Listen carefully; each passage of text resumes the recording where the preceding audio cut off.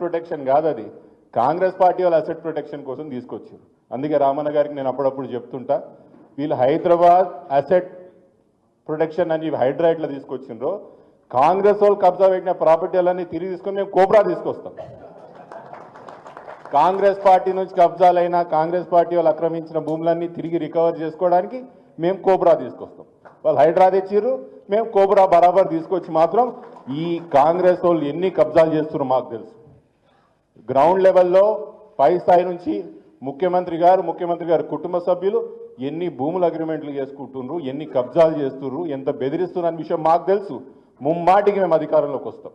3 సంవత్సరాల తర్వాత అధికారంలోకి వచ్చిన తర్వాత కాంగ్రెస్ పార్టీ వాళ్ళు ఎక్కడెక్కడైతే కబ్జాలు పెట్టిర్రో, హైడ్రాన్ వాడుకొని ఎక్కడెక్కడైతే ప్రజలను బెదిరించి ఎవరైతే ఆస్తులు కొలగొట్టిర్రో, మేము అన్నీ కూడా అప్పుడు అసెట్ రికవరీ అన్నీ కూడా చేసి అప్పుడు న్యాయం ఏందో మేము చూపిస్తామని మనం చేసుకుంటాం.